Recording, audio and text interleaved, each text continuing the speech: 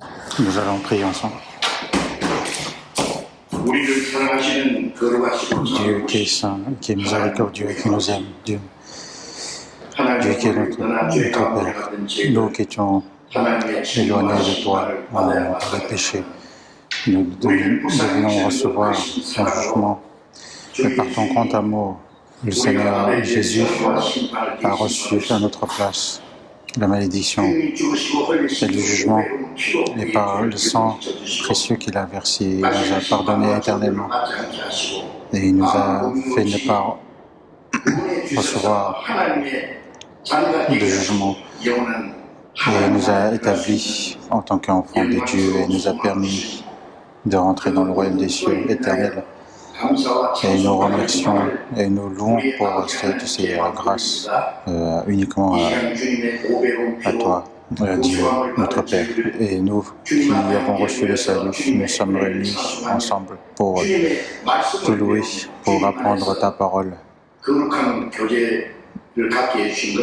Et aussi merci de nous faire avoir cette communion sainte. Et nous croyons à ce que tu es avec nous à cette heure-ci. Soutiens-nous davantage. Et à toutes nos églises qui sont dans le pays, aussi dans le monde entier, quelle que soit la difficulté qu'ils font face, qu'ils puissent garder la foi. Soutiens-les par ta main de grâce et de puissance pour qu'ils puissent accomplir ta mission qui est d'évangéliser. Et aussi accorde de la parole, la grâce et la bénédiction à tous les prédicateurs qui témoignent de ta parole. Et aussi sois aussi avec tous ceux qui sont dans la faiblesse de santé, pour qu'aucun ne se manque. Et accorde de la parole à tous qui ont besoin. Et aide-les pour qu'ils puissent comprendre davantage ta parole. Et nous avons prié au nom du Seigneur Jésus. Nous allons voir la Bible, Éphésiens. Éphésiens chapitre 6. Éphésiens chapitre 6, versets 1 à 4. Éphésiens chapitre 6, versets 1 à 4. Enfants, obéissez à vos parents selon le Seigneur, car cela est juste. Honore ton père et ta mère, c'est le premier commandement, avec une promesse, afin que tu sois heureux et que tu vives longtemps sur la terre. Et vous, pères, n'irritez pas vos enfants, mais élevez-les en les corrigeant et en les instruisant selon le Seigneur.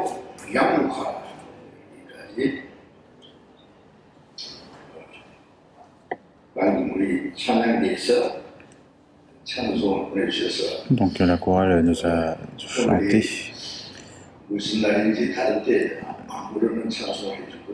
Parce qu'il y a un jour particulier, du coup, ils ont chanté un chant qu'ils ne chantent pas d'habitude.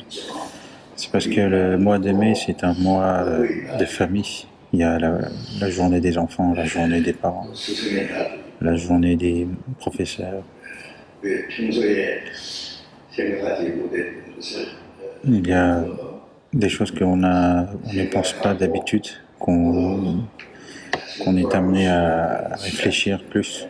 Et c'est un moment particulier qu'on peut revoir soi-même. Donc aujourd'hui, comme sujet de la vie de famille en tant que chrétien. Quand on dit la famille, il y a le père, la mère, il y a aussi le fils, la fille, les enfants, ou encore le mari, la femme. Donc c'est sur base de mari et femme, donc il y a la famille qui est fondée. Et la vie de foi d'un chrétien correct commence à partir de la vie de famille, c'est ce qu'on peut dire. Une vie de famille normale, une vie de foi chrétien normale, c'est quelque chose qui doit être en accord, qui doit être en harmonie. Par exemple, certains, leur vie de famille est vraiment il le fait bien.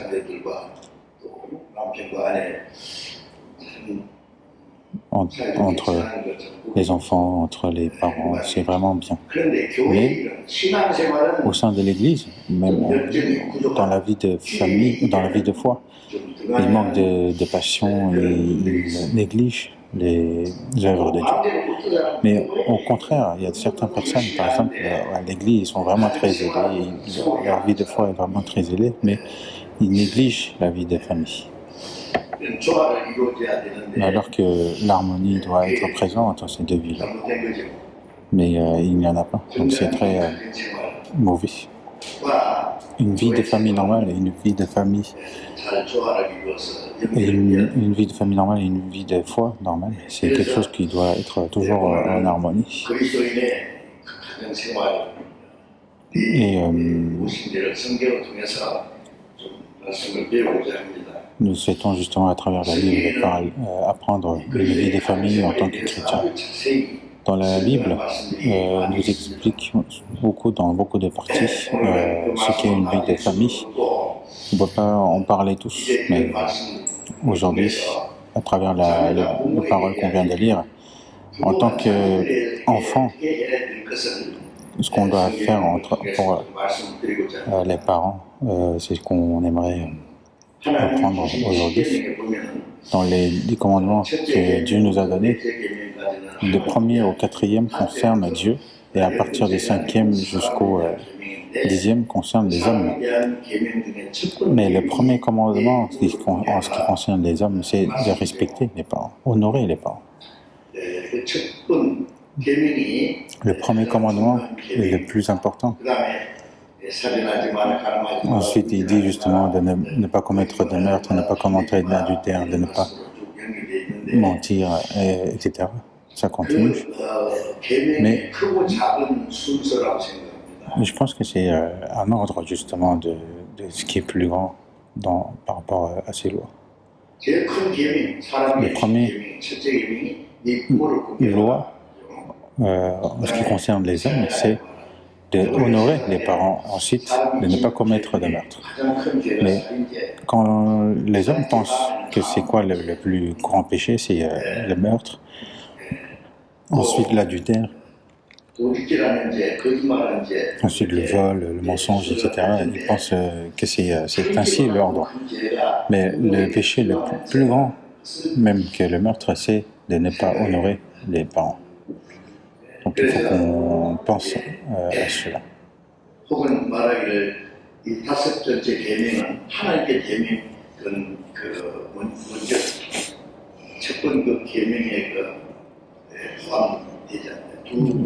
peut même penser que justement que le premier commandement en ce qui concerne les hommes, même fait partie justement de la première partie des lois. Celui qui honore bien les parents, il peut très bien aussi honorer Dieu. Celui qui sert bien Dieu, il peut très bien aussi honorer et servir ses parents. Donc c'est très en lien. Dans Hébreux chapitre 12, verset 9, il est écrit que puisque nos pères selon la chair nous ont châtiés et que nous les avons respectés, ne devons-nous pas à bien plus forte raison nous soumettre au Père des esprits pour avoir la vie? On y a marqué justement Père selon la chair et aussi le Père des esprits. Le Père selon la chair, s'il nous donne un conseil, s'il nous donne une exhortation, aussi encore si on fait une faute, il nous châtie, mais il faut soumettre d'abord au plus au Père des esprits et on s'efforcera de bien faire mieux justement en ce qui concerne lorsqu'on se soumet justement au Père des esprits. Donc le fait que les enfants respectent et honorent les parents, c'est quelque chose qui est normal en étant des enfants.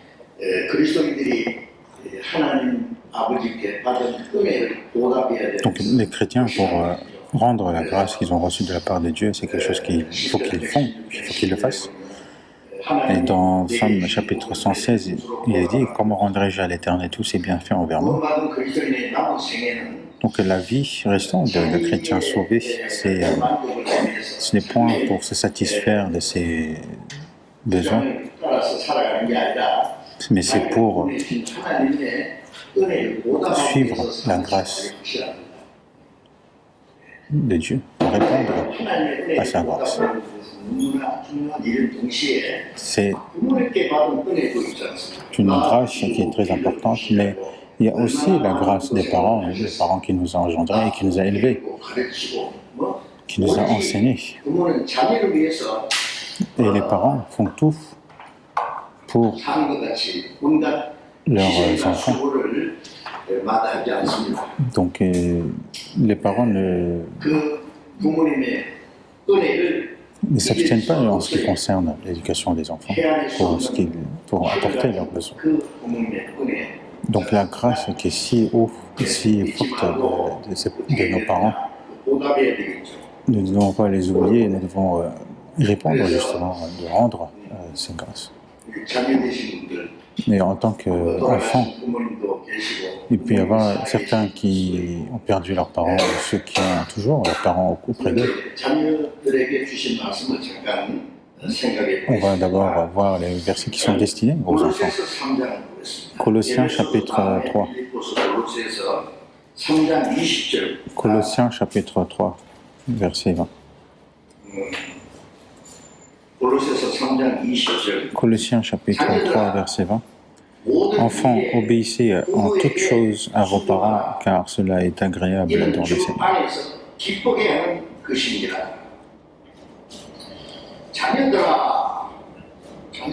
Enfants, obéissez en toutes choses à vos parents. Obéissez en toutes choses à vos parents. C'est un ordre qui est donné ici.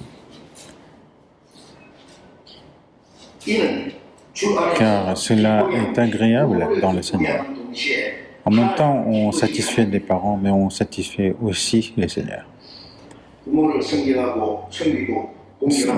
De servir, d'honorer les parents, c'est quelque chose de très important. Et c'est lorsque nos parents sont encore en vie, ici, nous avons l'occasion justement de les honorer. Il faut bien faire cela. Lorsqu'ils sont en vie, en général, lorsqu'ils ne sont plus là, c'est là où on regrette justement de ne pas avoir tout à donner pour les parents.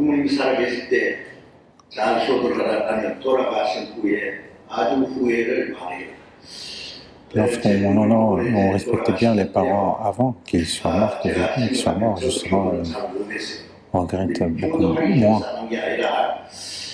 Mais moi aussi, depuis ma jeunesse, en fait, j'ai beaucoup respecté mes parents. Parce que,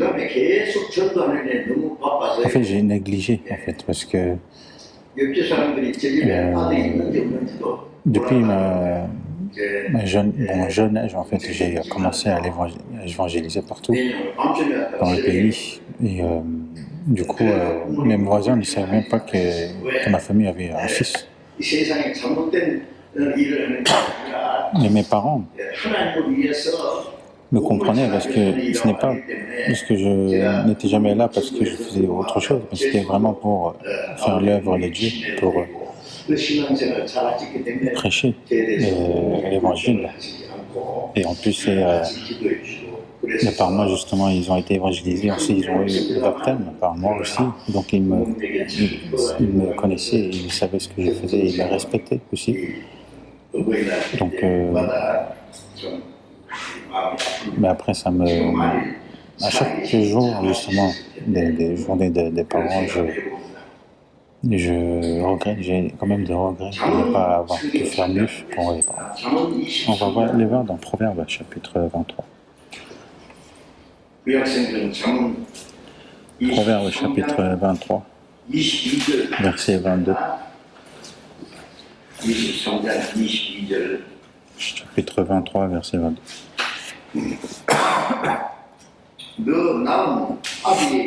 Écoute ton père, lui qui t'a engendré, et ne méprise pas ta mère quand elle est devenue vieille.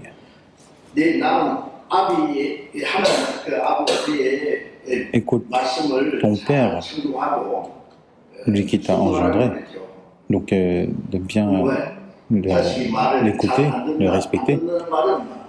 Le fait que les enfants n'écoutent pas les parents, c'est que non seulement ils ne les écoutent pas, mais ils ne font pas ce qu'ils leur demandent. D'obéir, de bien écouter ses parents, de ne pas mépriser aussi ta mère quand elle est devenue vieille. Alors qu'elle a sacrifié toute sa vie pour ses enfants. Mais il arrive justement parfois que lorsqu'ils vieillissent, justement, les enfants la méprisent. Donc on nous dit clairement ici de ne pas mépriser les parents. Dans le verset 24, le père du juste est dans l'allégresse. Celui qui donne naissance à un sage aura de la joie.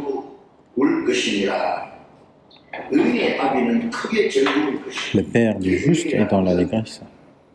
Et le juste, celui qui est sauvé, il est devenu juste. Celui qui obéit à la parole de Dieu, aux yeux de Dieu, il les considère comme justes. Donc, le père de ces justes, justement, il sera dans l'allégresse. Celui qui honore Dieu aussi, je pense qu'il est capable aussi très bien d'honorer ses parents. Et celui qui donne naissance à un sage aura de la joie. En engendrant un enfant et en l'élevant, lorsqu'il voit qu'il est sauvé et qu'il mène une vie d'obéissance de la parole de Dieu, il n'y a pas d'autre chose plus grand, qui le rend plus heureux que cela aux parents. Si un enfant qu'il a enfanté, qu'il a élevé, justement, s'il consacre sa vie, justement, dans la vie de foi, et c'est quelque chose qui le rend vraiment heureux. Et dans le verset 25, que ton père et ta mère se réjouissent, que celle qui t'a enfanté soit dans l'allégresse. Ce genre de verset, il y en a beaucoup dans Proverbes, de respecter les parents, de les rendre la joie. Même si vos parents ne sont pas là, ils sont été, mais ensuite ceux qui ont toujours leurs parents. Comment vous faites à vos parents? Comment vous vous comportez? Est-ce que vous leur rendez l'allégresse? Si ce n'est pas le cas, c'est que vous désobéissez premièrement à la parole de Dieu. Donc c'est aussi un péché qu'il faudrait repentir.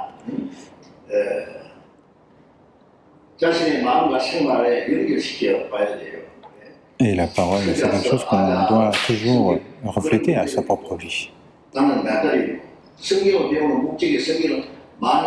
but d'apprendre la Bible, c'est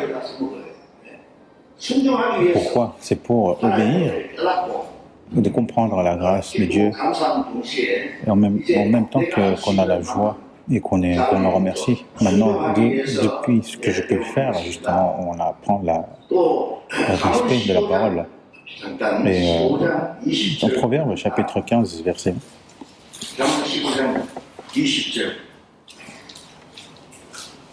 Proverbes, chapitre 15, verset 20.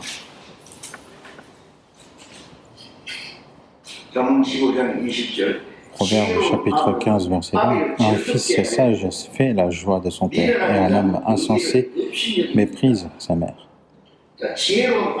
Un fils sage, C'est qui un fils sage? C'est celui qui est sauvé, qui obéit à la parole de Dieu, qui agit selon la voie de Dieu. C'est lui qui est sage. Donc un fils sage fait la joie de son père. De son père ou sa mère, il fait leur joie. Mais un homme insensé méprise sa mère. Alors que sa mère qui l'a enfanté, qui l'a élevé, qui a tout sacrifié pour lui,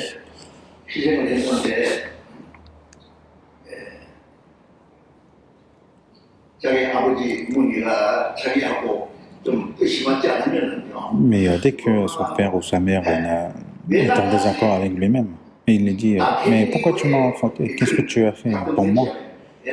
Des fois, ils disent ces choses.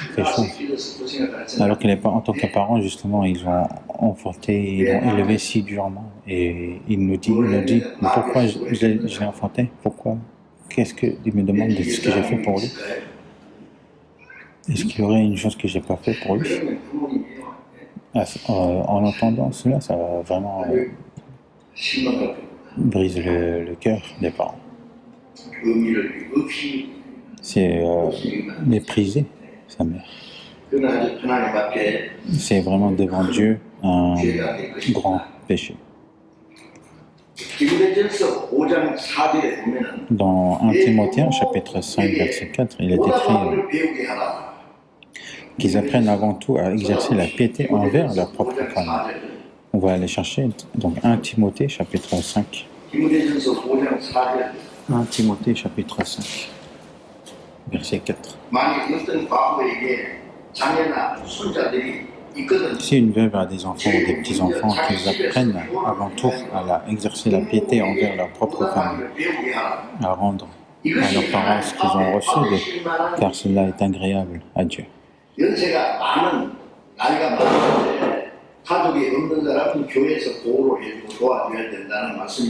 Et là, ces paroles veut dire justement une personne qui est vieux et qui n'a pas d'aide, qui n'a pas de famille, c'est l'Église qui doit apporter de l'aide. Mais si une veuve, on parle ici d'une personne âgée,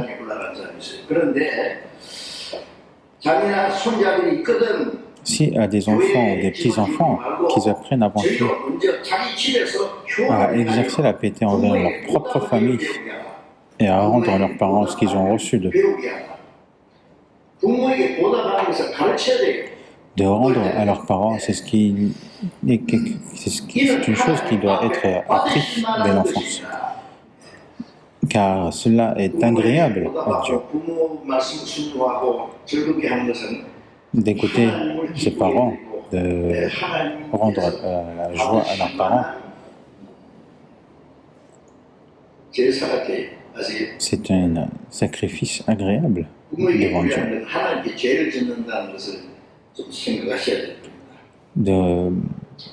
De mépriser ses parents, c'est de commettre un péché devant Dieu. Donc il faut d'abord remercier le fait de pouvoir justement honorer ses parents. Si vous vous dites « Ah, j'aimerais qu'ils meurent tôt »,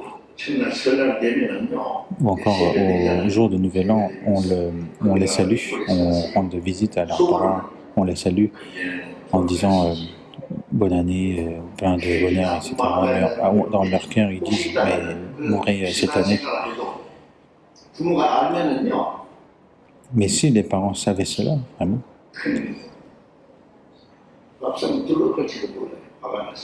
ils seraient vraiment en colère. Donc,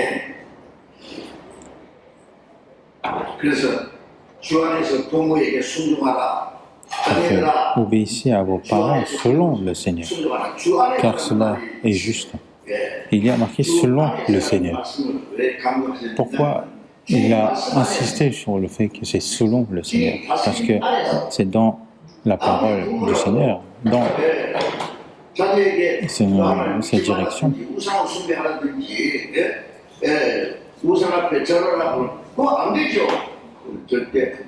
Par exemple, si les parents disent aux enfants de se soumettre aux idoles ou autres, etc., c'est quelque chose qui n'est pas bon.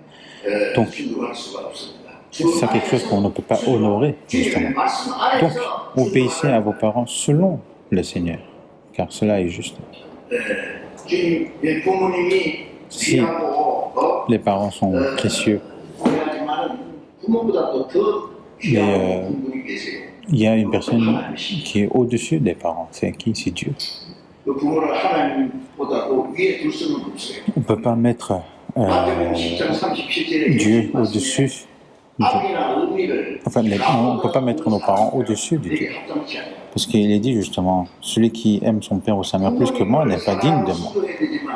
On doit certes aimer et respecter nos parents, mais d'aimer ses parents plus que Dieu, ce n'est pas bon. Est-ce que mes parents justement m'ont enfanté, m'ont élevé, mais est-ce qu'ils m'ont créé? Ils m'ont juste enfanté. Par exemple, Marie a enfanté Jésus, mais est-ce que c'est elle qui a créé Jésus?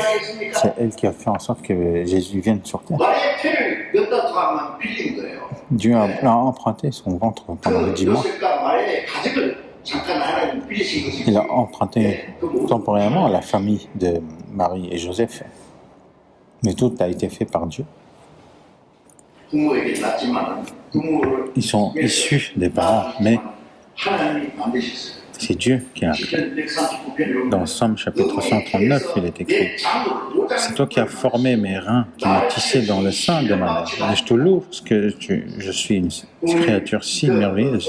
Tu as formé et tu as tissé dans le sein de ma mère. Et je te loue de ce que je suis une créature si merveilleuse. » Et Job dit aussi que c'est Dieu qui m'a créé. Celui qui m'a créé est Dieu. Et il a dit clairement. Donc, les parents sont certes très importants, mais on ne peut pas les mettre au-dessus de Dieu. Mais le fait qu'on soit créé, c'est pour le but de Dieu. Pour accomplir le but de Dieu, c'est pour cela qu'on est venu sur cette terre. Même si nous sommes nés sous le péché, ce problème aussi est résolu par Dieu. Et pour nous sauver, il a envoyé son Fils unique jusqu'à mourir sur la croix, pour nous sauver, pour nous établir en tant qu'enfants dignes d'aller dans le royaume des cieux.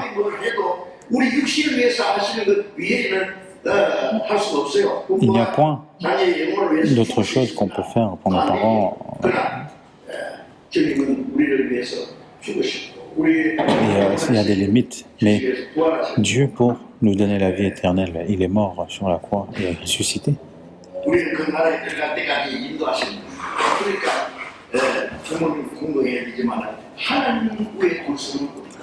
Et il nous guide jusqu'à ce qu'on rentre dans son royaume. Donc une personne qui aime plus, qui aime ses parents plus que moi, ce n'est pas digne de moi. Donc celui qui respecte, qui honore les parents, donc il leur est réservé justement la bénédiction de Dieu. On va aller voir dans Éphésiens chapitre 6, on retourne Éphésiens chapitre 6.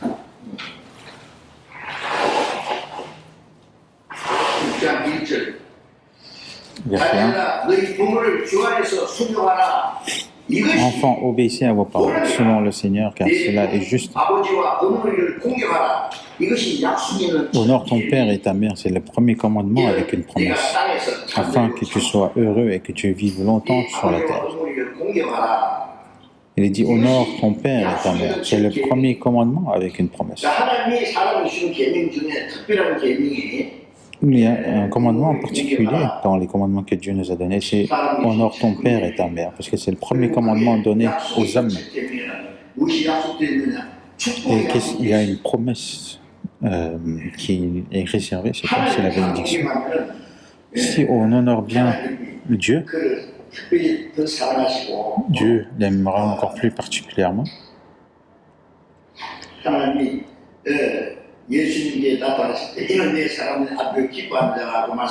Et lorsque, comme il a dit, lorsque Jésus est venu, c'est mon fils que je l'aime, Il nous dira aussi à nous que c'est mon fils bien-aimé en qui j'ai mis toute mon affection.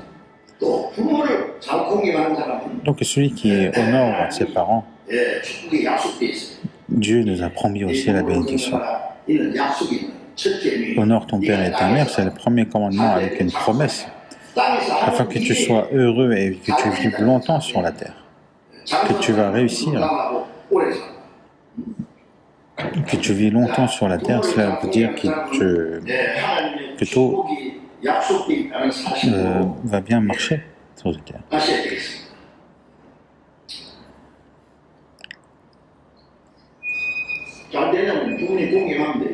Pour réussir ici, il faut honorer ses parents.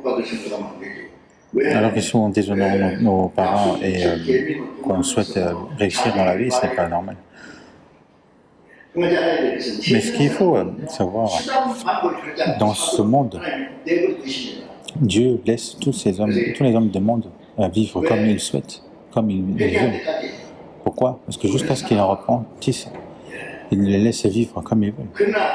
Mais au jour du jugement, lorsqu'il y aura la fin de leur vie, il y aura le jugement de Dieu. Et il les laisse jusqu'à ce point-là, jusqu'à ce jour. Si un méchant réussit dans cette vie et s'il est puissant, Dieu le laisse. Ce qu'il a dit, parce qu'une sentence contre les mauvaises actions ne s'exécute pas promptement, le cœur des fils de l'homme se remplit en eux du désir de faire le mal. Ce n'est pas parce qu'il n'y a pas de Dieu que tous il les laisse, c'est parce qu'il les laisse jusqu'à ce qu'ils repentissent. Et lorsqu'il y aura la fin, Dieu dira, cette nuit même ton âme te sera redemandée. Est-ce que tu as préparé? Pour qui cela sera-t-il? Donc il y aura un jugement concernant cela. Mais celui qui est sauvé, à partir du jour où il est sauvé, il vit en tant qu'enfant de Dieu. Et Dieu ne lui permet pas justement de vivre comme il veut. Une personne qui est sauvée, à partir de ce jour-là, Dieu l'entraîne. Parfois, il leur accorde aussi d'affliction. S'ils obéissent à la parole, il les donne la bénédiction. S'ils désobéissent, il leur donne la malédiction.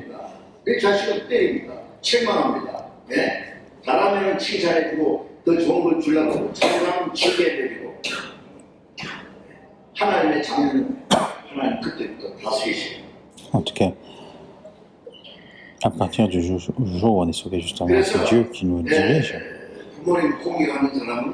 Donc celui qui honore ses parents, Dieu a promis qu'il allait le bénir. Mais pour recevoir la bénédiction de Dieu, pour que justement qu'on soit heureux et qu'on vive longtemps sur la terre, Dieu est celui qui honore sa promesse. Quand je vois des gens qui honorent vraiment ses parents, je les respecte vraiment, ces personnes. Parce que c'est une personne qui est vraiment destinée à recevoir la bénédiction. Celui qui honore vraiment bien ses parents. Alors que ses parents sont vraiment très âgés, ils n'arrivent pas à se déplacer. Ou encore, ils ont des maladies comme Alzheimer, etc.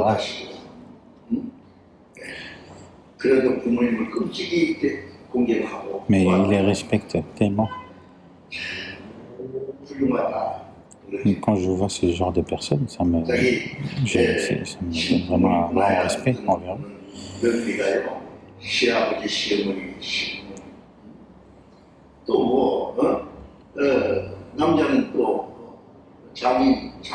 Ou encore, par exemple, quand on est marié, justement, on a maintenant, non seulement on a nos parents, mais on a aussi nos parents. Et celui qui respecte vraiment les beaux-parents aussi, mais ses parents, c'est vraiment une personne très respectable. Et je suis sûr que justement, j'ai la certitude que ces personnes, c'est des personnes qui sont destinées à recevoir la bénédiction de la part de Dieu. Parce qu'il est en train de faire ce qui est important pour recevoir la bénédiction de Dieu.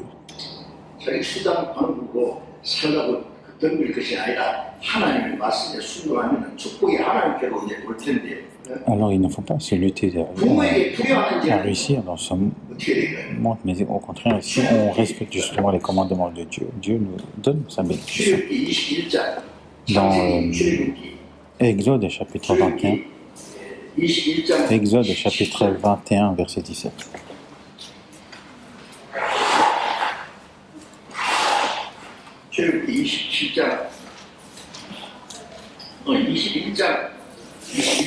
Exode chapitre 21, verset 17. Verset 17. Celui qui maudira son père ou sa mère sera puni de mort.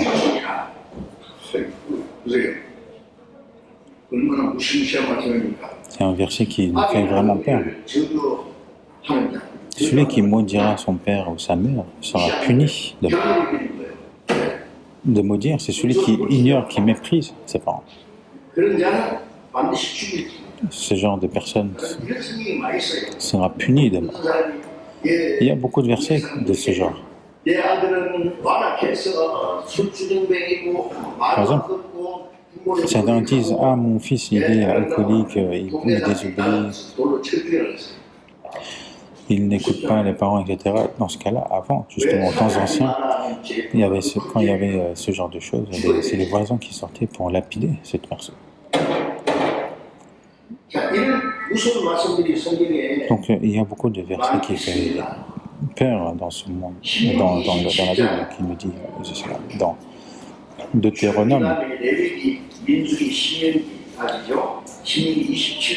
Deutéronome, chapitre 27, verset 16. Dans Deutéronome chapitre 27, verset 16. Chapitre 27, verset 16. Maudit soit celui qui méprise son père et sa mère. Et tout le peuple dira Amen.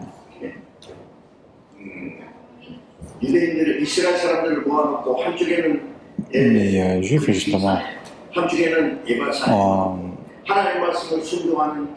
en semblant,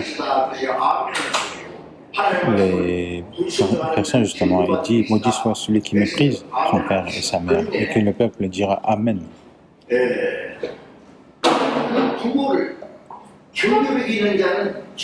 celui qui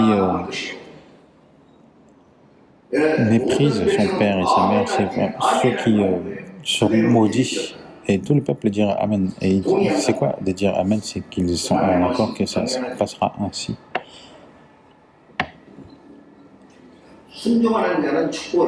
Celui qui obéit, lui reçoit la bénédiction. Celui qui méprise, il sera maudit. Mépriser, c'est ignorer, ne pas respecter les parents, en disant que on a une différence de génération, donc toi tu sais rien. Il fait les ignorer, justement. Si vous faites ainsi, ce n'est pas la bénédiction que vous allez recevoir, mais c'est la malédiction que vous allez recevoir. N'ayez pas peur, justement, n'avez-vous pas peur de cette parole? Il faut avoir peur de cette parole. On va voir dans Proverbes chapitre 30, verset 17. Proverbes chapitre 30, verset 17.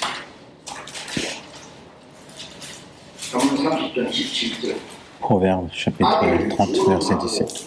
L'œil qui se moque d'un père et qui dédaigne l'obéissance envers une mère, les corbeaux du torrent le perceront et les petits de l'aigle le mangeront.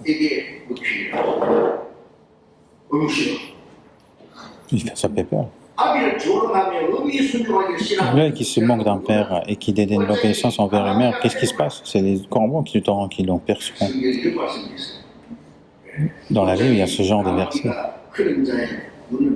Les corbeaux du torrent le perceront, ses yeux. En fait, lorsque les corbeaux mangent les cadavres, ils commencent par les yeux. et les petits de l'aigle le mangeront. Ce verset, qu'est-ce qu'il veut dire?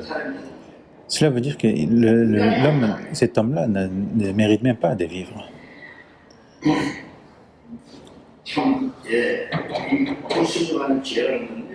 Le péché de la désobéissance, c'est vraiment, en tant que chrétien, il ne faut vraiment jamais penser à désobéir à ses parents.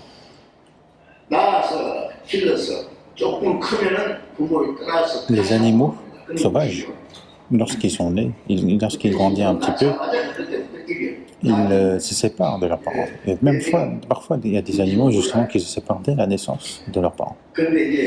Mais lorsqu'on voit des documentaires, tout ça, jusqu'à un point qu'ils grandissent bien, justement, ils les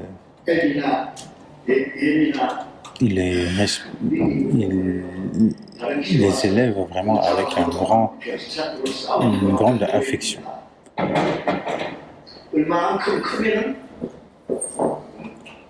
Et une fois qu'ils sont assez grandis, parfois c'est les parents qui les laissent tomber, ou encore c'est les petits justement qui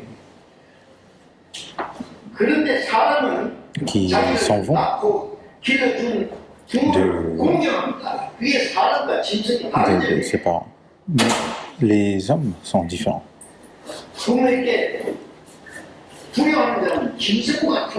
Celui qui déshonore ses parents, c'est comme un animal sauvage, parce que c'est ce qu'il fait.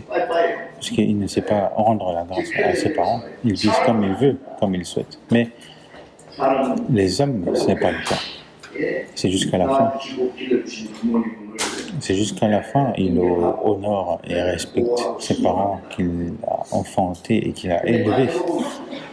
Mais dans Matthieu, chapitre 15, versets 4 à 6, on voit Jésus qui dit « Car Dieu a dit, honore ton père et ta mère, et celui qui maudira son père ou sa mère sera puni. » Mais vous dites, celui qui dira à son père ou sa mère, ce dont j'aurais pu t'assister et une offrande à Dieu n'est pas tenu d'honorer son père ou sa mère.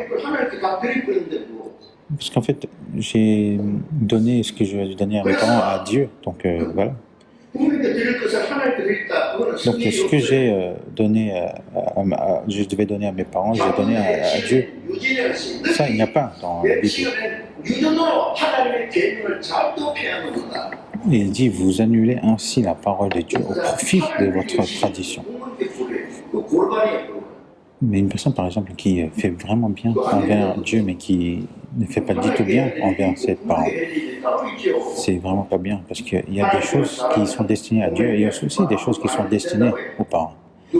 Si vous faites bien à Dieu, vous n'avez pas besoin de faire de bien envers vos parents. Qui a dit cela?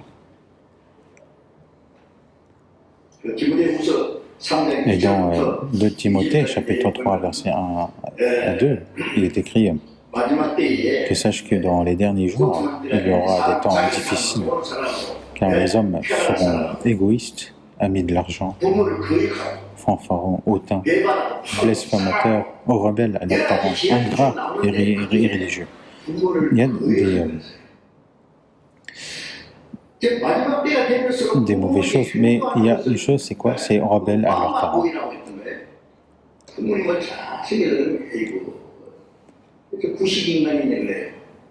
il y a des gens justement qui sont vraiment irrespectueux envers ses parents en disant « Ah mais eux c'est de la vieille génération, moi je suis une nouvelle génération. Ah mais l'État fait des choses pour les parents, moi j'ai pas de choses à faire pour les parents. J'ai pas besoin. » Et justement, des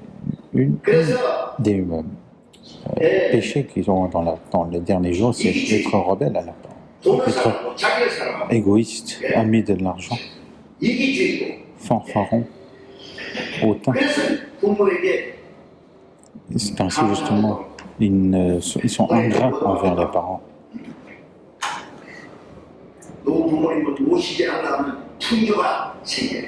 maintenant, il y aura une tradition comme quoi on ne respecte plus les parents, on ne s'occupe plus des parents.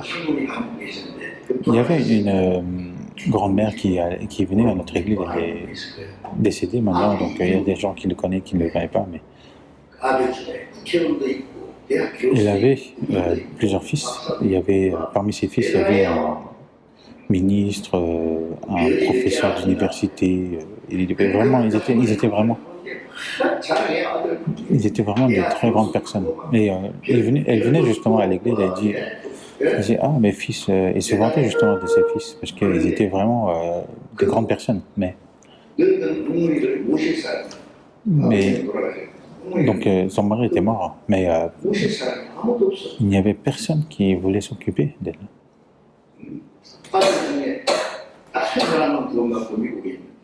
Alors que parmi ses fils, en plus, il n'y en avait qu'un seul qui avait la foi, qui avait cru. En fait, tous les fils ne voulaient pas le prendre en charge.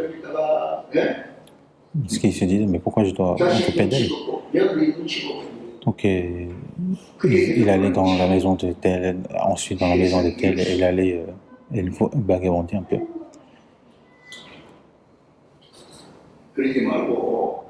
Mais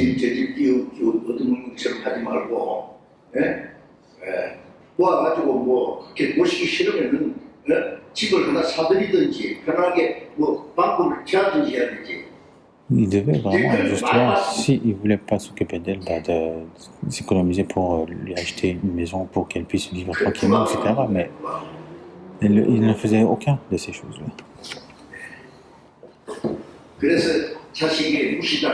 Donc elle a été ignorée par ses enfants.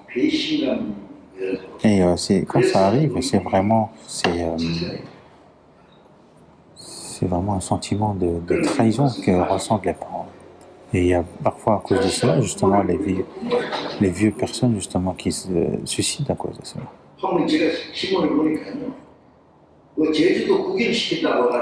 J'ai vu dans un journal, par exemple, une personne qui est partie en voyage à l'île de Jeju avec sa mère et il l'a laissé tomber dans cette île et ils sont partis. Et le policier, justement, a demandé à sa maman, à cette mère, où elle habitait, son adresse, alors qu'elle savait cela, elle connaissait, elle ne leur a pas dit. Pourquoi? Parce que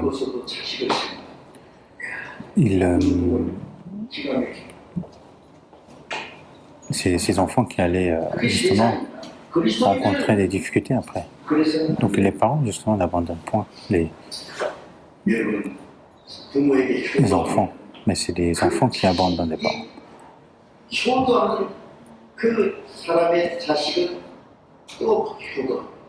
Vous savez, c'est celui qui honore justement ses parents, même leurs enfants justement deviendront aussi ceux qui honorent ses parents.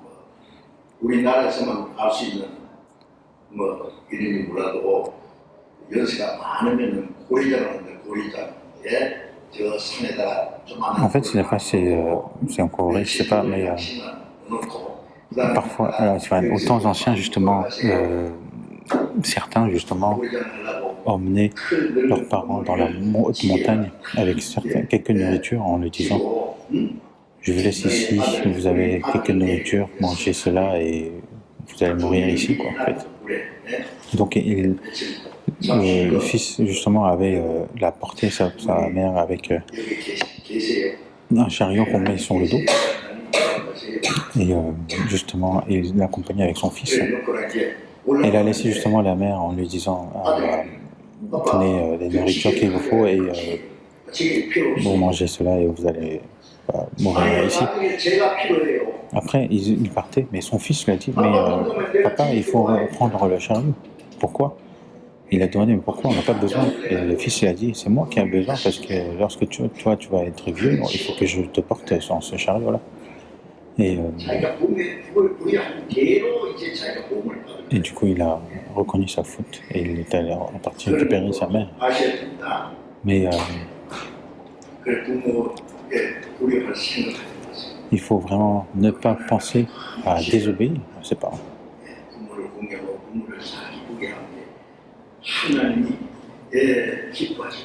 C'est Dieu qui sera, c'est à ses yeux justement, ça sera agréable justement, comme on honore nos parents. Et il y a aussi des choses que les parents doivent faire envers les enfants. On va retourner à Éphésiens chapitre 6.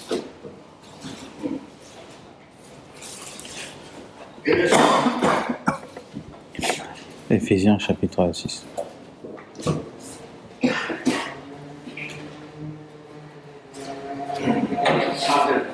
Verset 4.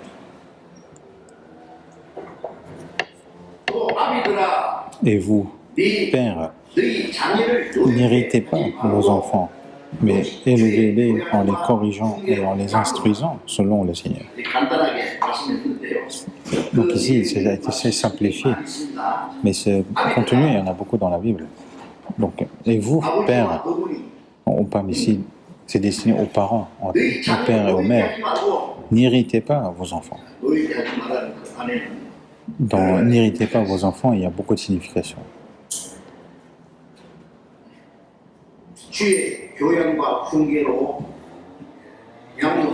C'est élever-les en les corrigeant et en les instruisant selon le Seigneur.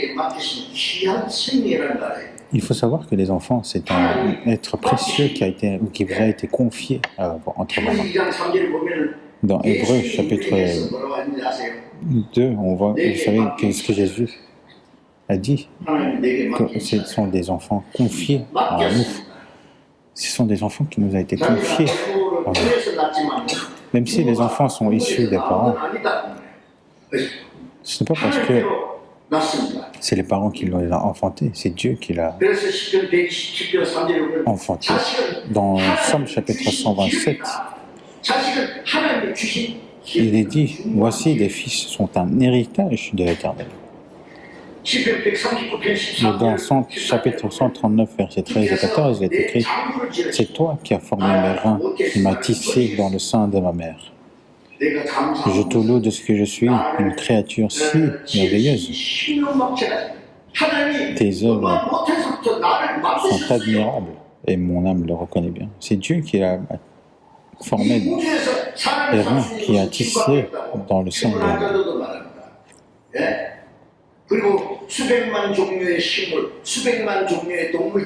Il y a des millions de différents animaux, des différents types de végétaux, mais toutes ces choses ont été créées pour l'homme. Et il n'y a que l'homme qui a été créé à l'image de Dieu. Et dans cet univers immense qui a été créé par Dieu, chaque homme, et vous savez à quel point il est précieux aux yeux de Dieu.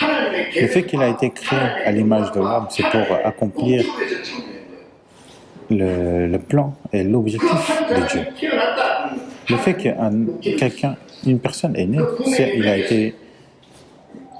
il est né pour accomplir l'objectif de Dieu et qu'il a été confié à ses parents. Il y a un objectif, le fait que le Seigneur est venu sur cette terre, c'est pour nous sauver et nous, on l'a reçu, le salut.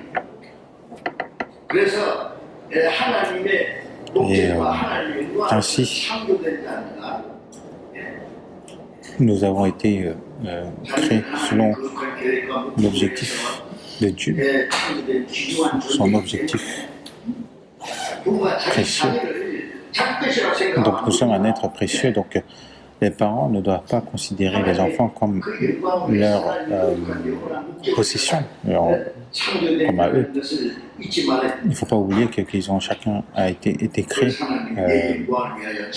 pour le grand but de Dieu, pour son grand objectif, pour sa gloire. C'est quelque chose d'incroyable. Dans Ésaïe chapitre 49, verset 15, il est écrit « Une femme oublie-t-elle l'enfant qu'elle allait? N'a-t-elle pas pitié du fruit de ses entrailles? Quand elle l'oublierait, moi je ne t'oublierai point. » Une femme, quand elle enfante l'enfant, quand elle allait, elle fait beaucoup d'efforts, elle fait beaucoup de sacrifices pour l'élever. C'est vraiment un amour plus grand. L'amour de Dieu est un amour encore plus grand que l'amour des parents. Et lorsque on voit parfois des parents qui abandonnent même leurs enfants, c'est vraiment un immense péché. C'est ce genre de parents n'a point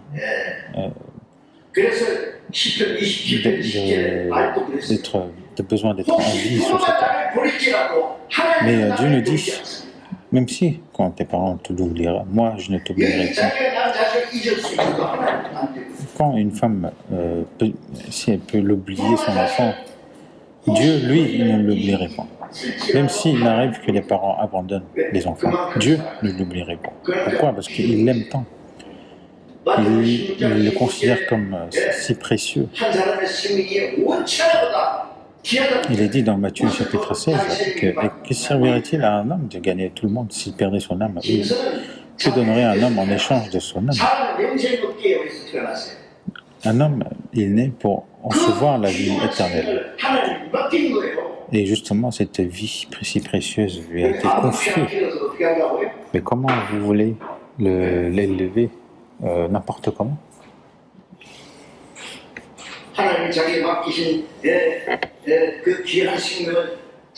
Cette vie précieuse qui vous a été confiée, est-ce que vous avez le droit de faire ce que vous voulez?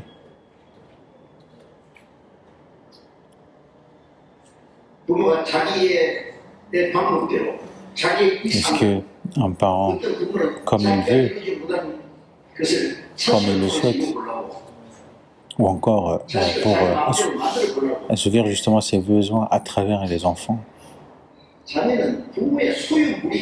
Il faut savoir que les enfants ne vous appartiennent pas. C'est pour accomplir la volonté de Dieu qui vous a été confiée, que cette vie vous a été confiée.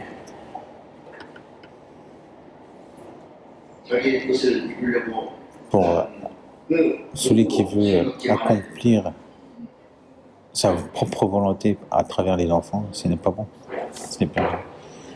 C'est juste. Parce qu'il y a des choses que Dieu, que les enfants doivent, que les parents doivent faire. Parce que le rôle des parents, ce n'est pas quelque chose qui est facile. Vous savez très bien. Dans Galates chapitre 4, il est écrit, il a traversé l'effort justement d'enfanter. Il a dit justement, il éprouve de nouveau les douleurs de l'enfantement jusqu'à ce que Christ soit formé. De prêcher l'évangile, c'est aussi difficile et si douloureux. Parce que ce monde évolue de plus en plus. Ils font comme s'ils allaient vivre encore des 1000 ans, 10 000 ans.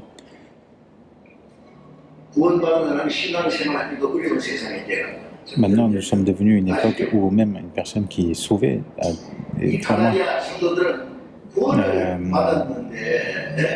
rencontre énormément de difficultés à bien vivre sa vie de foi.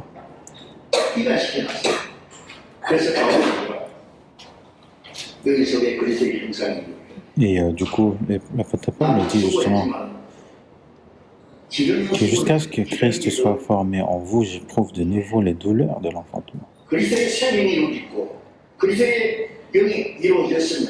S'il y a la vie du Seigneur, la vie du Christ, s'il y a la sacrifice du Christ qui a été reconnu, il faut maintenant vivre en tant qu'enfant de Dieu, il faut se transformer davantage en tant qu'enfant de Dieu, jusqu'à ce que Christ soit formé en nous. Et c'est en se transformant de plus en plus, jusqu'à ce qu'on devienne comme le Seigneur. Donc les parents font les douleurs de l'enfantement. Et toute leur vie, jusqu'à la fin de leur vie,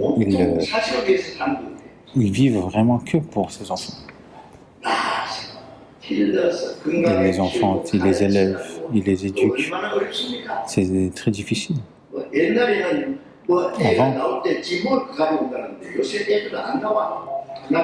Avant, on disait que les enfants venaient en apportant de ce qu'ils devaient manger, mais ce n'est pas le cas maintenant. Et maintenant, de les éduquer aussi, c'est vraiment quelque chose qui est très difficile. Et en plus, maintenant, le monde est vraiment très dangereux.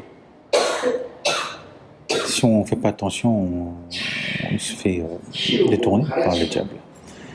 Donc, ça ne s'arrête pas là. Il faut maintenant, en tant que chrétien, justement, les faire sauver. Pour quel but? Pour qu'ils puissent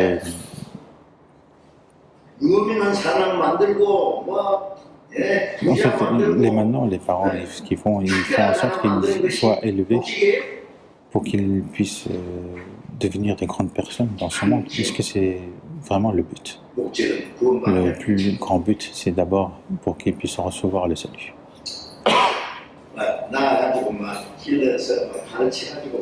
Ce n'est pas parce qu'ils soient bien éduqués, qu'ils deviennent de grandes personnes, ou qu'ils deviennent de grands entrepreneurs, ou encore des personnes connues. Imaginons qu'ils sont devenus ce genre de personnes. Si son âme n'est pas sauvée, dans ce cas, à sa mort, ça sera tout. Dans Jean chapitre 12, dans Luc chapitre 12, verset 21, il est écrit, chapitre 20, il est écrit, mais insensé, cette nuit même, ton âme te sera demandée, est-ce que tu as préparé pour qui ce sera-t-il? Qu'il aura amassé l'intelligence ou l'argent, quelle que soit la chose qu'il aura amassée, est-ce que ça lui appartient? Et s'il meurt, à qui cela appartient encore-t-il? Mais celui qui amasse les trésors pour lui-même et qui n'est pas riche pour Dieu, il est insensé. Et envers ces personnes, le Seigneur dit justement qu'il était encore plus heureux qu'il ne venait pas en monde, ou qu'il soit encore existé en tant que des animaux. Il est écrit, le monde passe et sa convoitise aussi, mais les choses de ce monde, justement, que ce soit connu ou pas, tout se passe. Mais celui qui fait la volonté de Dieu demeure éternellement. C'est quoi? Celui qui fait la volonté de Dieu, c'est celui qui est sauvé. Et ainsi, il vit selon la volonté de Dieu et il rentre à la gloire, à la vie éternelle de Dieu. Et c'est pour cela qu'on est né, c'est pour accomplir cette volonté qu'on est né. Et en tant qu'enfant des chrétiens sauvés, il faut les élever pour ce but, pour qu'ils deviennent des personnes connues. Qu'est-ce que vous allez en faire après? Pour gagner beaucoup d'argent? Et alors? C'est pour quelques années.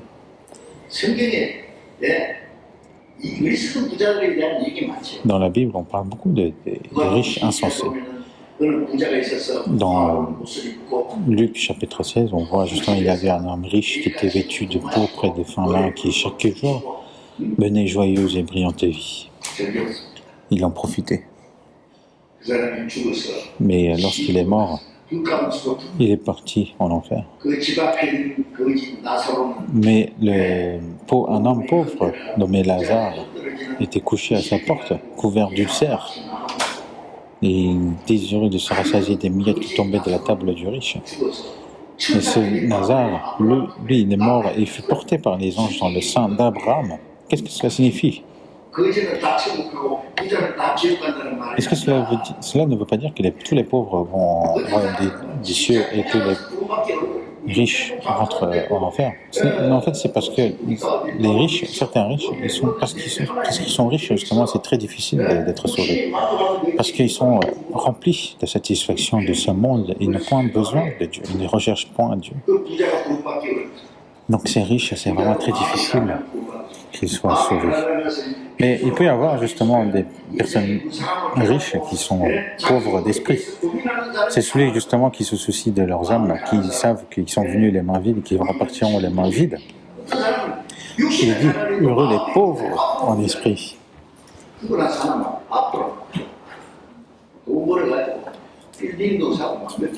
Donc même certains justement ils gagnent de l'argent, ils continuent à acheter, mais ça ne suffit pas, ils achètent encore et encore jusqu'à la mort. Ce genre de personnes, c'est justement, il leur dit, insensé. Lorsque vous élevez les enfants, qu'est-ce qui serait le plus important? Qu'est-ce qui ferait? De qui voudrez-vous justement qu'ils deviennent? Quel genre de personne?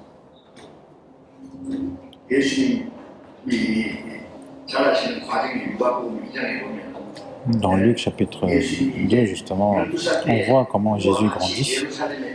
Il est monté justement avec ses parents dans Jérusalem pour la fête, justement, pour la fête. Mais il retournait justement de Jérusalem, mais il ne voyait plus. Pourquoi?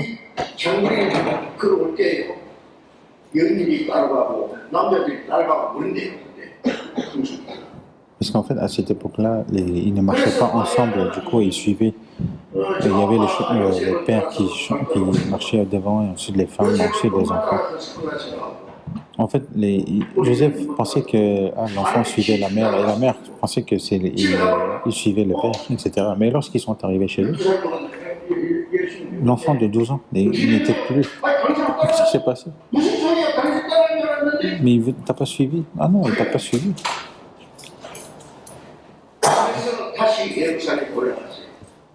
Et ainsi, ils sont retournés à Jérusalem. Ils l'ont cherché, mais ils l'ont trouvé dans le temple. Ce jeune Jésus était assis au milieu des docteurs, en les écoutant, en les interrogeant. Il leur répondait. Lorsqu'il leur posait des questions, ils étaient surpris de cet enfant. Parce que même dès son enfance, il a possédé la sagesse de Dieu. Et Marie était surprise. Et il a demandé, mais pourquoi tu es ici? Et à ce moment-là, Jésus lui a répondu, voici ton père et moi. En fait, il leur dit, pourquoi me cherchez-vous? Ne savez-vous pas qu'il faut que je m'occupe des affaires de mon père? Parce qu'à cette époque, justement, Jérusalem était le temple de Dieu. Ne savez-vous pas qu'il faut que je m'occupe des affaires de mon père? Mais à ce moment-là, il ne comprit pas ce qu'il leur disait, mais il le gardait justement dans son cœur.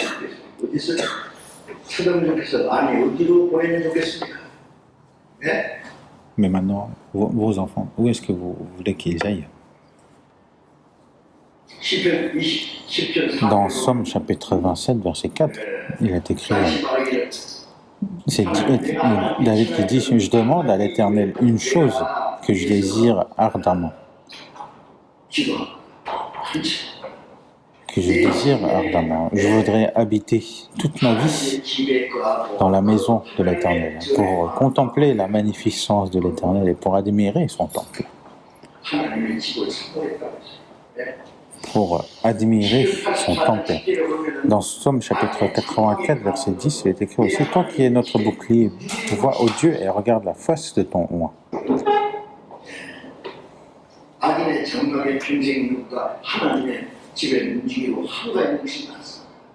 Il vaut mieux justement de vivre en tant que gardien de la maison de Dieu que de passer ses journées dans le royaume de ce monde.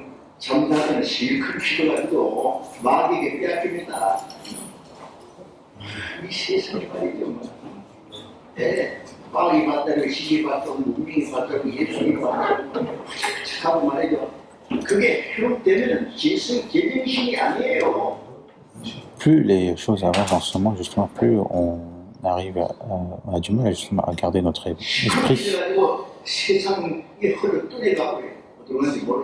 On ne sait plus maintenant où nous sommes venus dans ce monde. Est-ce que ils ont réussi? Mais qu'est-ce qu'ils ont réussi? Est-ce que devenir président des républiques, qu'il a réussi? Est-ce qu'il est devenu politicien parce qu'il a réussi? Ou est-ce que parce qu'il est devenu riche dans ce monde qu'il a réussi?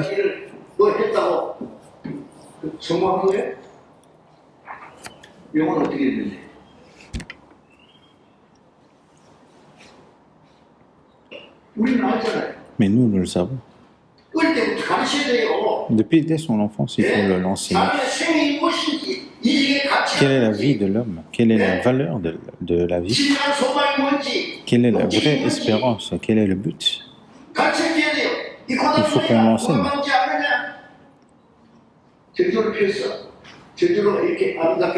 Est-ce que cette fleur s'est fait tout seul? Est-ce que c'est évolué? Qu'est-ce qui a évolué pour devenir une fleur?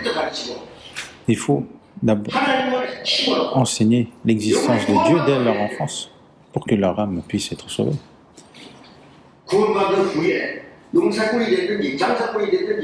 Après le salut, justement, pour qu'ils puissent devenir marchands ou qu'ils deviennent autre quoi que ce soit. C'est juste un moyen de vivre. Mais maintenant, ce qui est important, c'est la vie en tant que chrétien.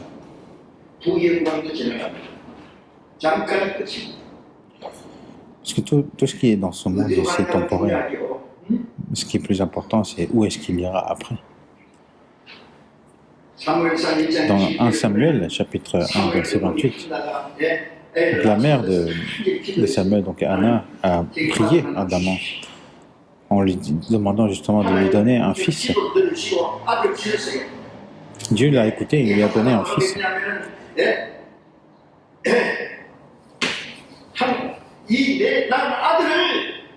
Et Anna, qu'est-ce qu'elle a dit? Elle a dit justement, le fils que tu me donnes, je te le donnerai pour qu'il te serve. Donc il a prié ardemment. Et dès qu'elle a fini l'allaitement, elle a donné justement son fils là où il y avait le commandement de Dieu.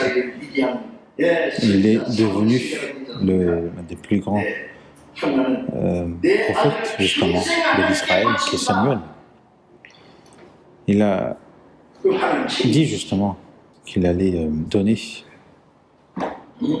son fils à l'Éternel, qu'il sera toute sa vie prêté à l'Éternel. Donc il faut les élever dans la bonne santé pour qu'ils puissent être sauvés. Et non seulement qu'ils s'arrêtent après le salut, mais qu'ils puissent grandir en tant qu'enfants de Dieu. C'est là qu'on doit leur apporter le soutien. Vous savez, c'est quelque chose de vraiment très difficile. Parce qu'il faut continuer à prier jusqu'à ce qu'ils reçoivent le salut. Il faut l'aider à recevoir le salut.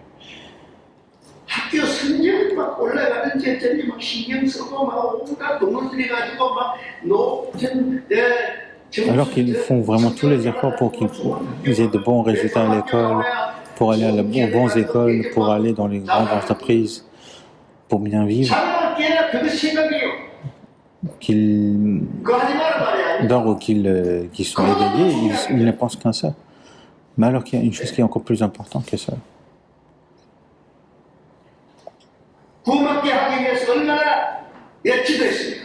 Pour qu'ils reçoivent le salut, à quel point vous avez fait des efforts, à quel point vous avez prié, à quel point vous avez fourni vos efforts.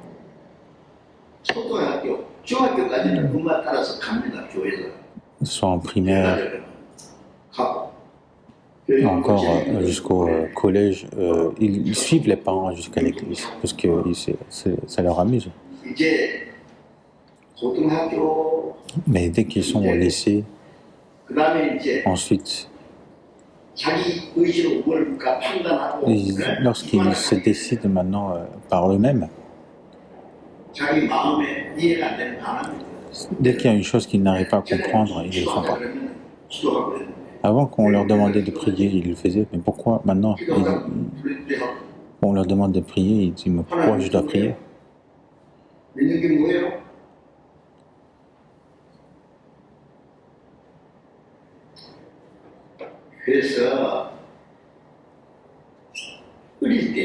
C'est pour cela, dès son enfance, dans Proverbes chapitre 22, il est écrit « Instruis l'enfant selon la voie qu'il doit suivre, et quand il sera vieux, il ne s'en détournera pas. » Il est dit « Instruis l'enfant selon la voie qu'il doit suivre. » Pour qu'il soit sauvé, qu'il garde les commandements de Dieu. Et même dans ce cas, quand il sera vieux, il ne s'en détournera pas.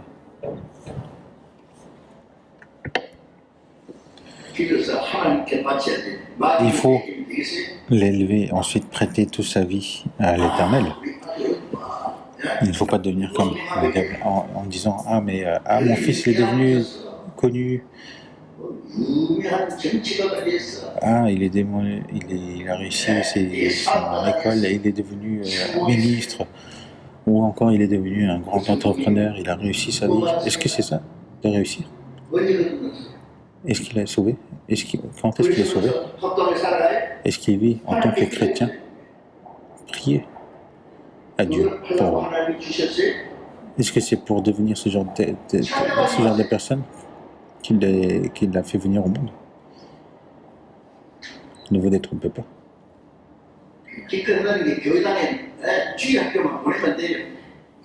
Est-ce qu'il vous suffit de les mettre à l'école de l'Église?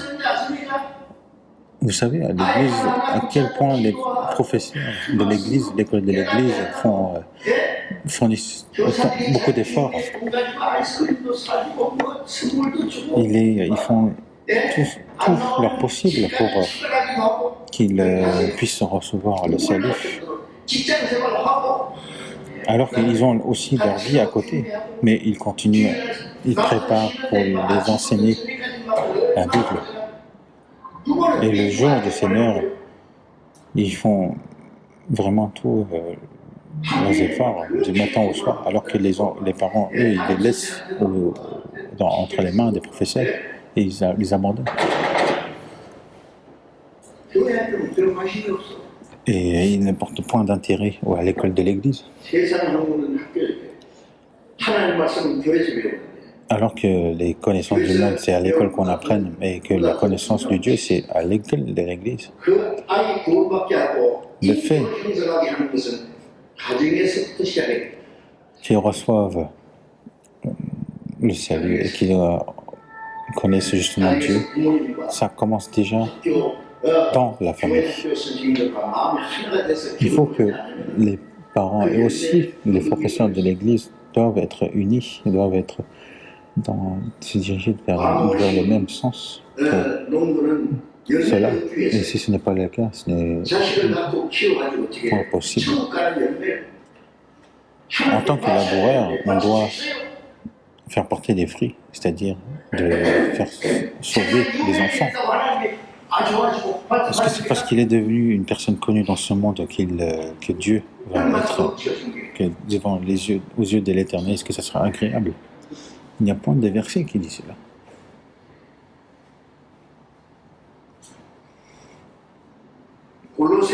Colossiens, on va aller voir Colossiens chapitre 3. Colossiens chapitre 3. Verset 21. Père, n'irritez pas vos enfants de peur qu'ils ne se découragent. Père, n'irritez pas vos enfants. Il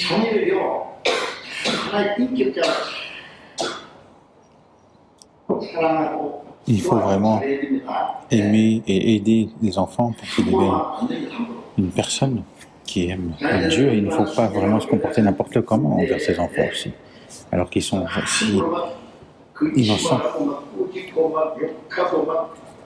Il ne faut pas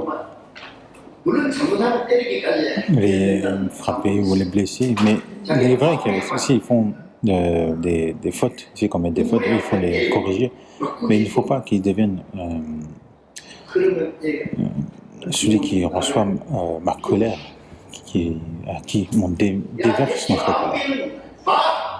Ou encore, il ne faut pas le comparer aux autres en disant que « Ah, mais regarde le voisin, Lui, il est premier de la classe, mais toi, tu es dernier. 잊지 마세요. Il ne faut pas dire ce genre de choses. 에디슨 아시죠? Vous connaissez Edison? 안에 이거 말썽꾸리게 Edison, lui, il ne travaillait pas à l'école. Il était vraiment... 집에 데려다 줬어요. 얘는 아무래도 학교 안 되겠습니다. Il faisait vraiment beaucoup de conneries à l'école. Et un professeur lui demandait justement de ne pas le faire venir à l'école. Il lui a demandé de l'éduquer à la maison. Il était, je ne sais pas si c'est parce il n'était pas intelligent, je ne sais pas pourquoi, mais 에디슨이 그랬대. 너 괜찮아. mais la mère d'Edison lui a dit « Ne t'en fais pas, toi tu es une personne 다른 spéciale. 사람이 가지지 않는 것을 Toi tu peux faire ce que tu veux. Toi tu possèdes quelque chose que les autres ne possèdent pas. » 부모니가 그 아이를 위로하고 Donc sa mère l'a consolé, l'a encouragé. 위대한 과학자가 됐잖아요. Et il est devenu un des plus grands savants du monde. 그 속에 하나님 생명으로 창조된 영이 있고 Donc en lui, il y avait justement cette âme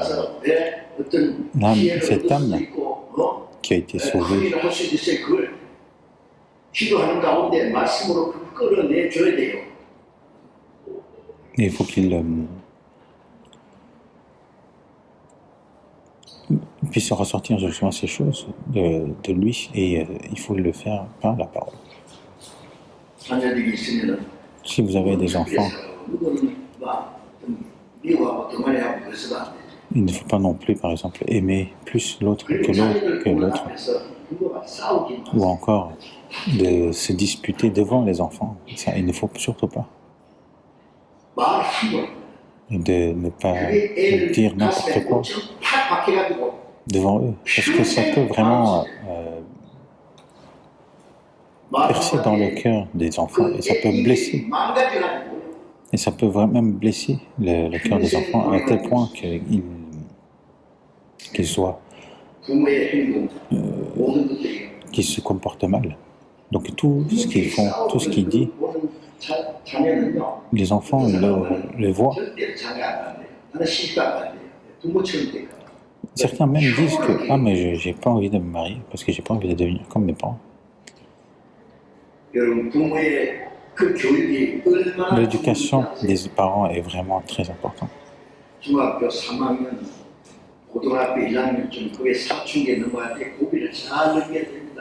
Il faut vraiment bien traverser la période de l'adolescence. Il faut vraiment être patient. Il faut vraiment les soutenir. Sinon, il peut se dévier. Donc les parents, même s'ils font une faute, justement, il faut qu'ils sachent demander pardon aux enfants aussi. Parce que pour justement consoler le cœur des parents. Parce que si leur cœur se dévie, justement, c'est vraiment très difficile de le réparer par la suite. Et aussi, si possible, il faut les féliciter. Dans Proverbe chapitre 27, verset 21, il est écrit que le creuset est pour l'argent et le fourneau pour l'or, mais un homme est jugé d'après sa renommée.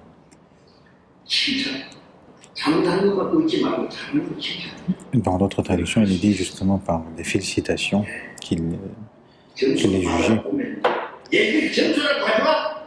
Lorsqu'il apporte ses notes, au lieu de dire mais tu apportes ça parce que, comme un butin. Non, au lieu de dire ça, il faut le dire toi tu as bien fait, mais tu peux faire encore plus, tu peux faire mieux. Il faut apporter de la consolation.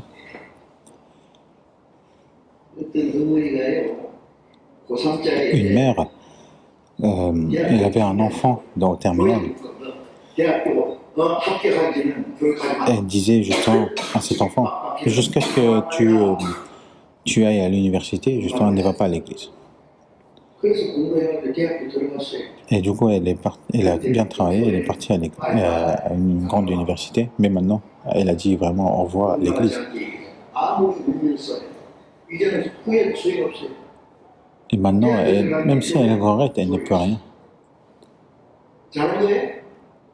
En rentrant à l'université, elle a aussi quitté l'Église. Est-ce qu'elle a bien fait? Où est vraiment l'intérêt, justement? Où est-ce que vous portez vraiment votre intérêt? Dès qu'il y a une chose qu'elle a bien fait, il faut la féliciter. La félicitation quand même fait danser une baleine. Il faut élever en les corrigeant et en les instruisant selon le Seigneur. Dans Deutéronome chapitre 6, verset 7, il est écrit que tu les inculqueras à tes enfants, tu en parleras quand tu seras dans ta maison, et que quand tu iras en voyage, quand tu te coucheras ou quand tu te lèveras, il faut les enseigner. Il faut les enseigner, c'est ça qui est important. Il faut savoir que la foi vient de ce qu'on entend. Parce que les enfants suivent les parents. Ils regardent, est-ce qu'ils prient, est-ce qu'ils lisent la Bible, est-ce qu'ils essaient de vivre selon la parole. C'est à travers les parents qu'ils croient justement en Dieu, en Seigneur, que les parents croient, qu'ils veulent aussi vérifier. Mais si les parents ne lisent pas, s'ils ne prient pas, s'ils vivent comme ils veulent, s'ils ne l'obéissent pas, ils vont se dire « Ah, c'est comme ça, il faut croire en Jésus. Ah, c'est ainsi qu'il faut faire. » Ils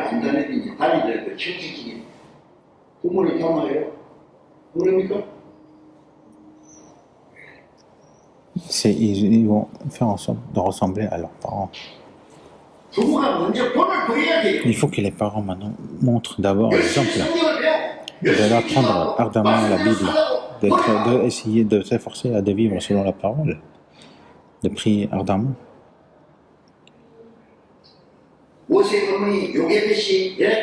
La mère de Moïse, jusqu'à ce qu'elle finisse de l'allaiter, et il lui a dit à ses oreilles que tu es le peuple de Dieu, que tu es le peuple d'Israël.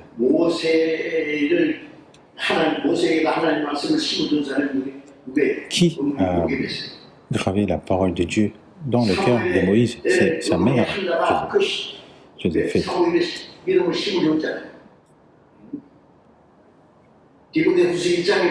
Dans 2 Timothée chapitre 1, il est écrit justement gardant le souvenir de la foi sincère qui est en toi, qui habita d'abord dans ton aïeul Loïs et dans ta mère Eunice, et qui, j'en suis persuadé, habite aussi en toi.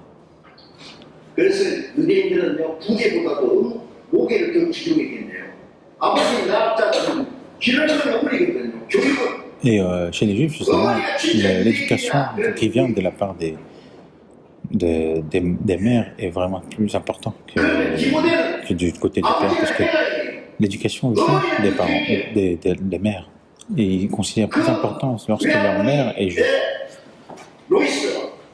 Donc, l'aïeul, Loïs et la mère Eunice, c'est dans eux d'abord qu'il y a eu la foi sincère, et cette foi sincère est allée jusqu'à Timothée. Et que dès ton enfance, tu connais les saintes lettres. Mais comment? De la part de sa mère, il est devenu un grand compagnon de l'apôtre Paul, il est devenu un grand prédicateur. Mais sa foi vient d'où? De sa mère. De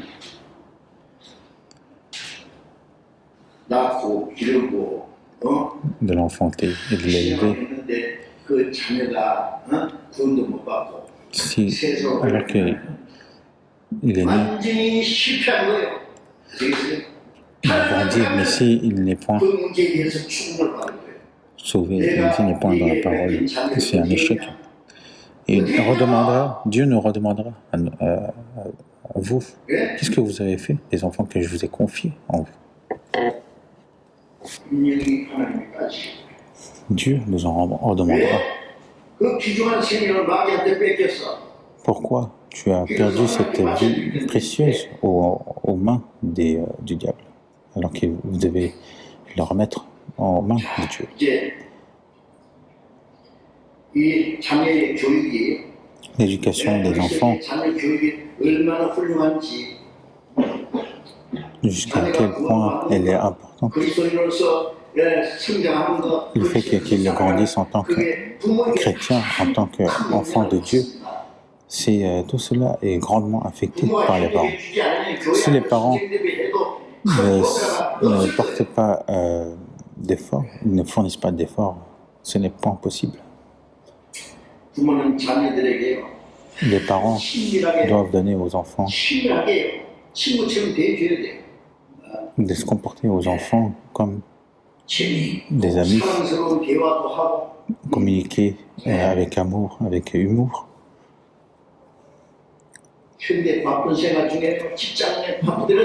Même si on est occupé par les travaux, etc. Mais dès qu'on en finit, il faut qu'on vienne à la maison et de prendre le temps d'être avec les enfants, de discuter de bonnes choses,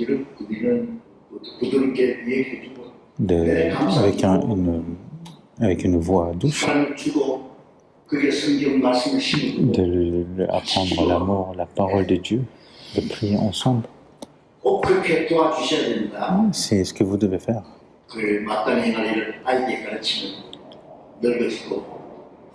Si on l'enseigne lorsqu'il instruit l'enfant selon la voie qu'il doit suivre, et quand il sera vieux, il ne s'en détournera pas.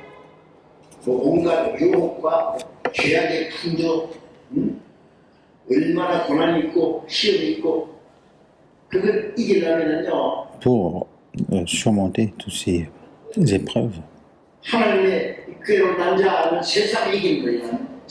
il dit que la victoire qui triomphe du monde, c'est notre foi. D'être sauvé, sûrement, avoir la foi certaine. Et si on a la foi certaine, justement, c'est avec cela qu'on peut gagner.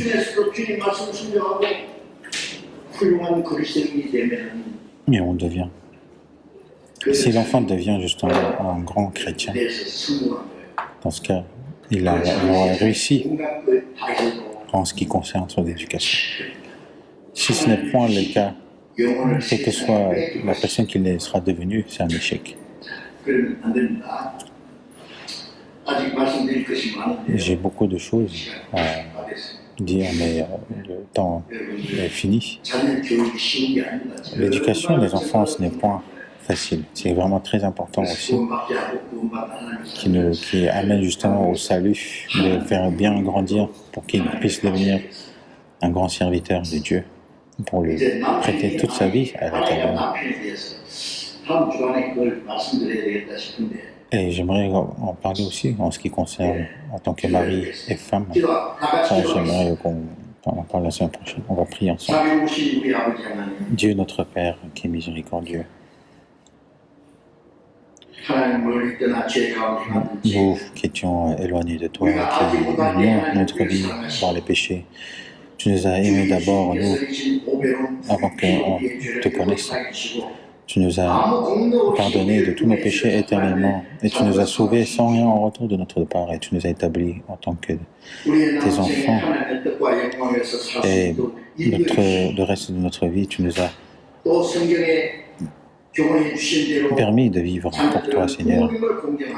Et en tant qu'enfants, qu'on honore les parents et qu'on respecte la parole de nos parents. Et protège-les, garde-les pour qu'ils puissent toujours continuer à vivre selon la parole de Dieu. Et qu'aucun de nous se désobéisse aux parents. Et que les parents puissent bien élever ces vies précieuses qui leur ont été confiées à leurs mains, pour qu'ils puissent grandir et qu'ils puissent vivre selon la gloire et l'œuvre de Dieu. Guide-les et accorde-les davantage de sagesse et de grâce nécessaires pour que nous puissions bien accomplir cette œuvre. Et à nous tous ceux qui sont sauvés en tant qu'enfants de Dieu, et de nous, pour qu'on puisse accomplir aussi la vie de famille digne en tant que chrétien. Et nous avons prié au nom du Seigneur Jésus.